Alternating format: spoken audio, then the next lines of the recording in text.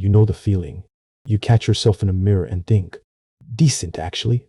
Then someone takes a photo of you. You see it, and your stomach drops. Who is that? Here's what nobody tells you, and it changes everything about how you should read that photo. The mirror and the camera cannot both be right. And in most cases, it's the camera that's lying. Not in a feel-good everyone is beautiful way, in a measurable, physics and psychology way. A phone camera at arm's length is provably distorting the proportions of your face. Your brain is provably biased against the unmirrored version of yourself.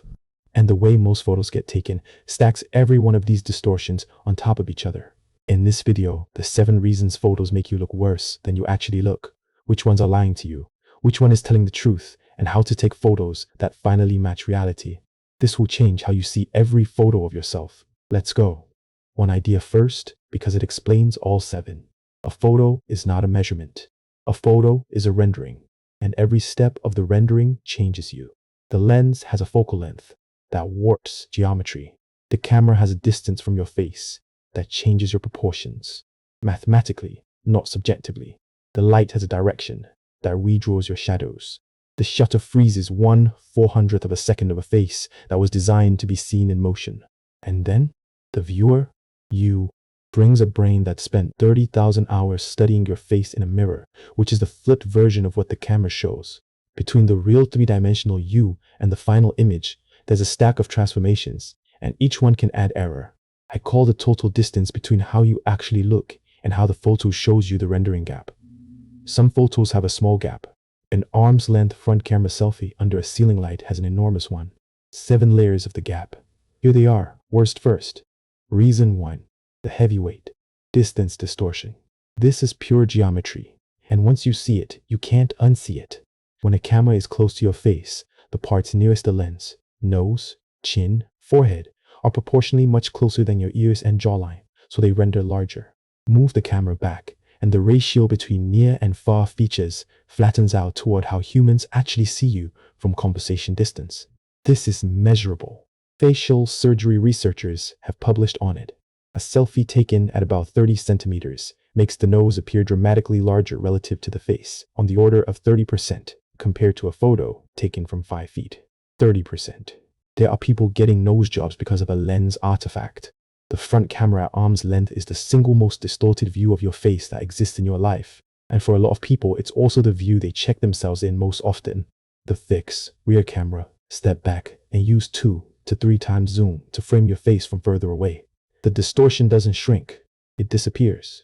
Same face, real proportions. Reason 2, and this one is psychology, not optics. The photo shows you the wrong version of your face. Wrong to you, specifically. Every face is asymmetric. Yours, mine, models, everyone's. You have spent your entire life watching your face in mirrors, so the version your brain has filed under me is the mirrored one, with your asymmetries arranged the way you've always seen them. A photo flips that. Suddenly, the slightly lower eye is on the other side, the hair part is reversed, the smile pulls the other way, and your brain flags every difference as off, even when it can't say why. Psychologists demonstrated this decades ago. With the mere exposure effect, people reliably prefer their mirror image, while their friends, who see the real orientation every day, prefer the photo version. Read that again. The version of your face that looks wrong to you is the version everyone who knows you already sees and likes fine. The photo isn't showing you a worse face. It's showing you the normal one. You're just the only person on earth who isn't used to it. The fix here isn't a camera trick. It's calibration. On this one, the camera is telling the truth and your discomfort is the artifact. Reason 3. Light direction. The difference between a face and a crime scene photo. Your face is a 3-dimensional object, and what a camera captures isn't your bone structure. It's the shadows that bone structure casts. Overhead lighting. Ceiling bulbs, supermarket fluorescents, midday sun, pushes shadows straight down, eye sockets go dark, under eye bags get carved in, the nose shadow lengthens, and the jawline blurs into the neck. On, camera flash does the opposite and flattens everything into a pale, greasy plane. Both are the default lighting of most candid photos, which is a big reason candids feel so brutal. Meanwhile, the same face turned toward a window.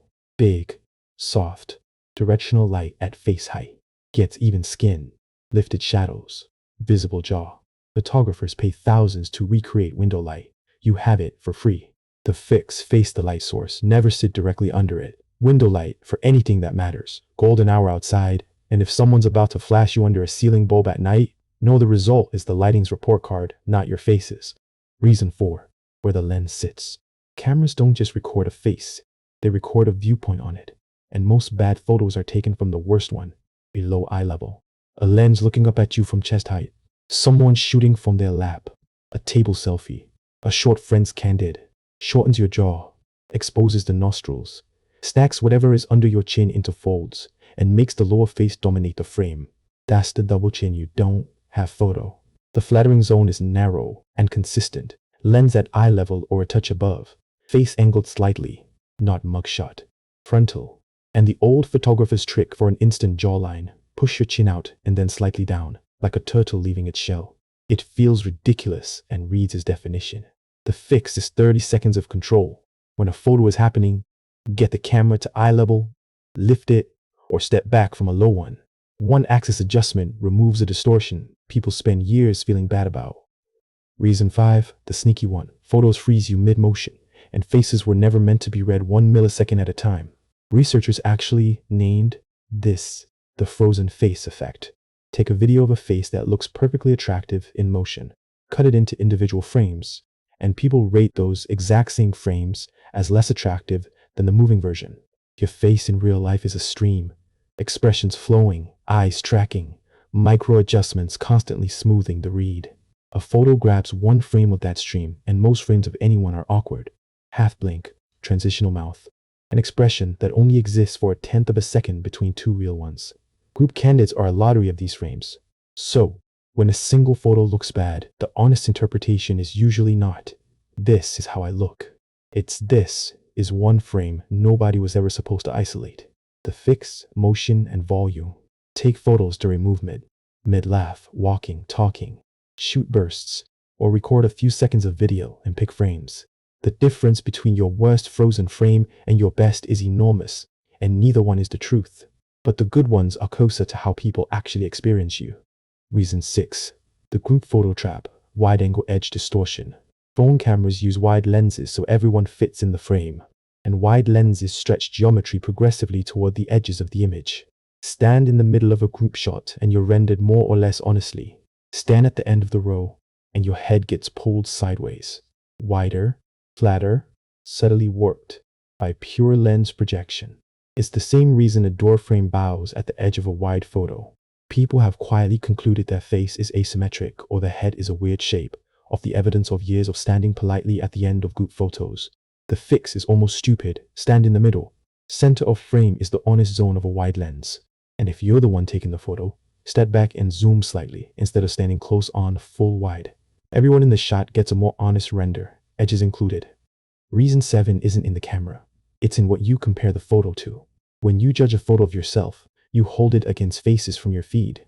But your photo is one unedited frame from a random angle in random light. And the faces you're comparing it to are the survivors of a brutal selection process. The best of hundreds of attempts, taken in chosen light, at chosen angles, filtered, retouched, and posted precisely because they won that competition.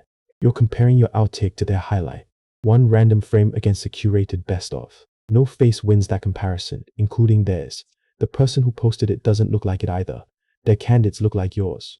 This is the layer that turns a technical artifact into a self-esteem problem, because it supplies the false baseline that makes normal photos read as failure. The fix: compare like with like, or don't compare. Your candid versus their candid is a fair fight, and one you're doing much better in than your feed has led you to believe. Now put it together, because the conclusion is the opposite of what your camera roll has been telling you. In real life, every distortion in this video is absent. People see you with two eyes. Real depth. No lens projection. No arm's length nose inflation. They see you in motion. The frozen face effect never happens.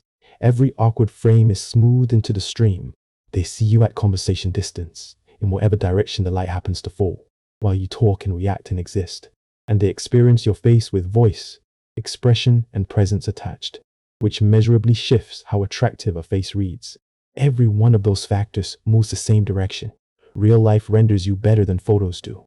So the ranking of evidence about your face, from most honest to least, Real life first, the mirror second. Flipped, but geometrically honest.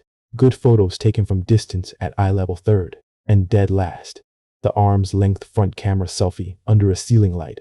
The single most distorted document of your face in existence. Most people rank their evidence in exactly the reverse order.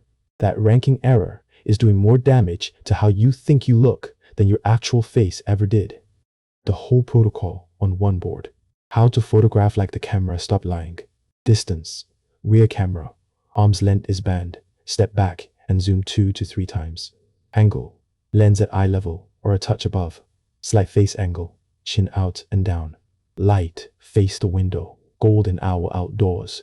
Never directly under the source. No on-camera flash. Motion. Shoot during movement. Bursts or video frames. Pick the frame where the expression is real. Position. Middle of group shots. Center of frame. Judgment. Expect most frames to be bad. That's the frozen face effect, not you. Judge yourself on the good frames from a fair process, and never off one candid. And the meta rule over all of it.